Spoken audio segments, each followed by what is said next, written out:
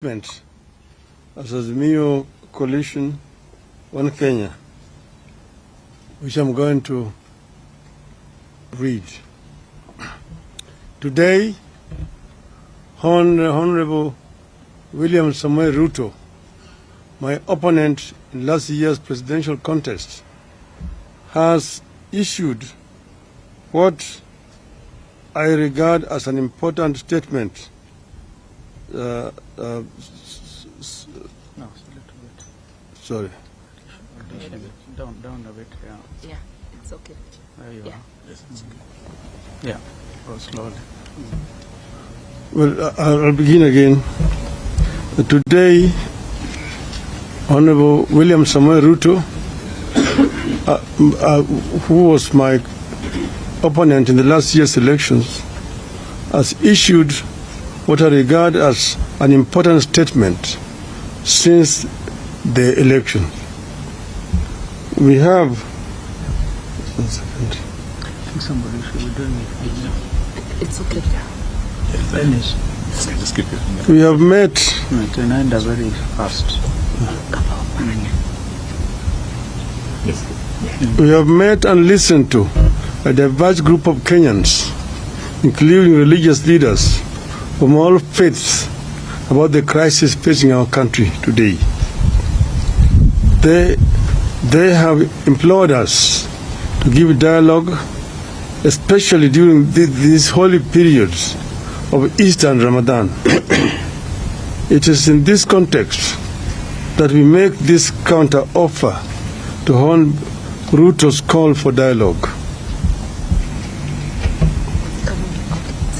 Mr. Ruto has asked me and Azimio to enter into a constitutional, open-ended and binding dialogue with this government to find a resolution to the issues that we in Azimio have raised about the last year's election and the key governance and cost of living issues facing our country.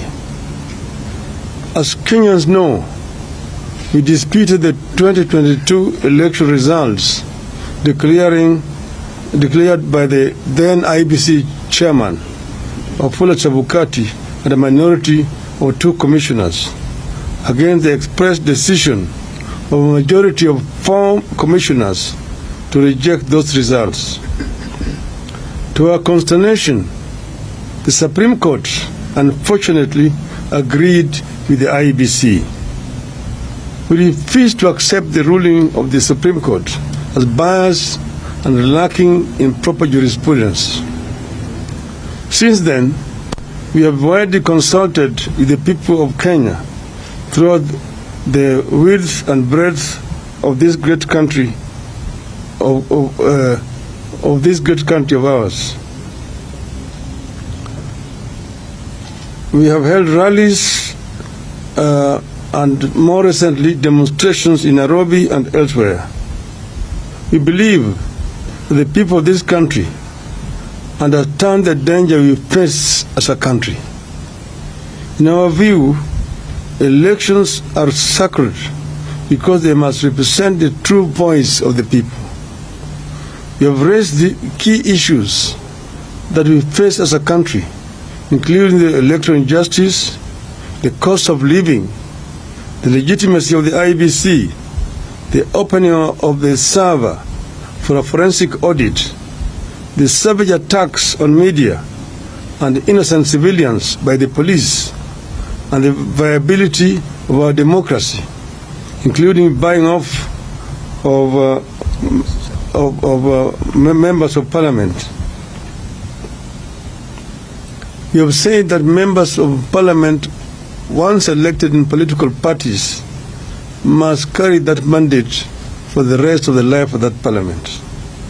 I believe that Kenya is today facing its worst crisis in decades, out of which we could recover or go the way of other failed states.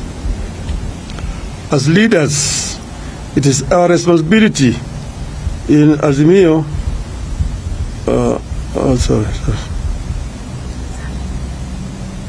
As leaders, it is our responsibility in Azimio la Umoja to save this country from the catastrophe.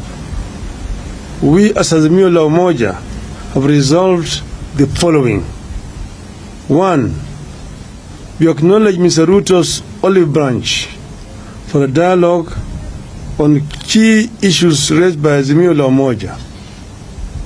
To us, this is a positive development. 2. We agree that a balanced parliamentary process, co-chaired by both sides and backed by experts from outside,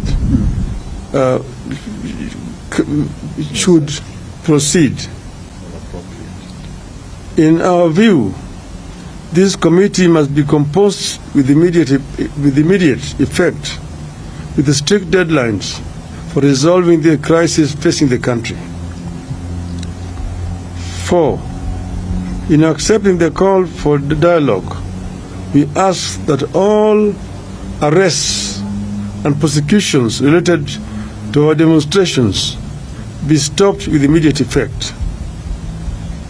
In view of the foregoing, we stand down our demonstrations for Monday, that is tomorrow, April 3rd, 2023. 6.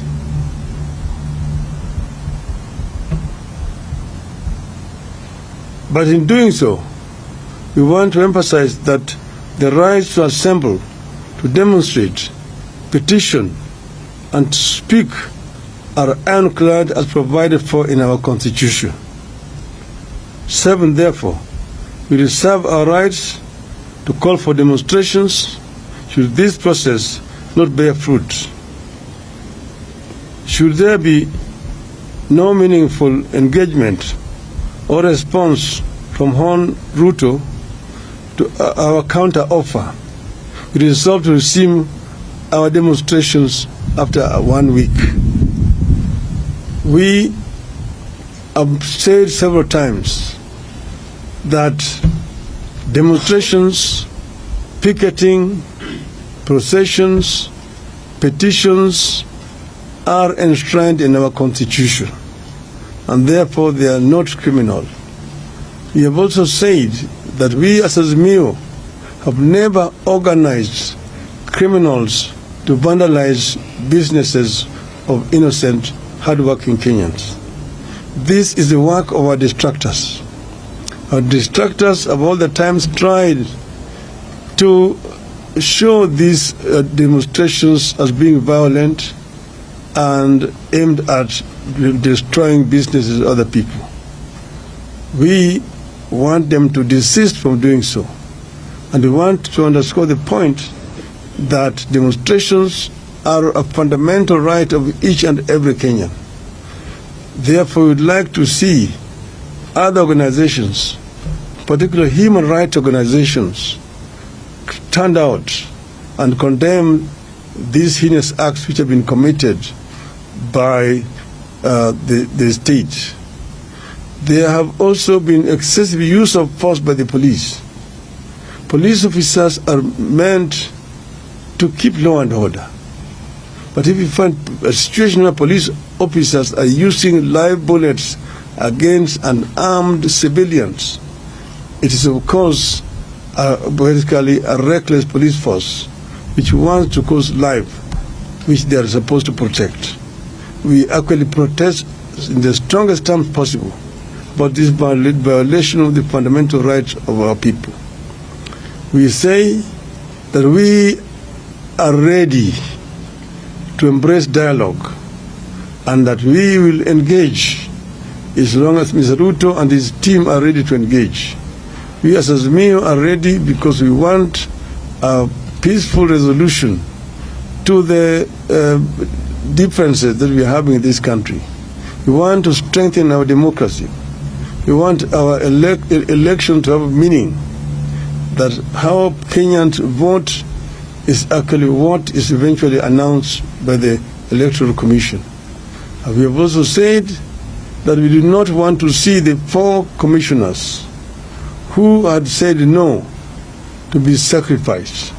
want those commissioners to be reinstated so that we can be able to move in as a country in a one and a united way. So we are ready as Azimio. I'm saying in conclusion, we were ready to engage. We will engage without any kind of coercion in whatever way. And this process could start as early as tomorrow. I thank you. Thank you.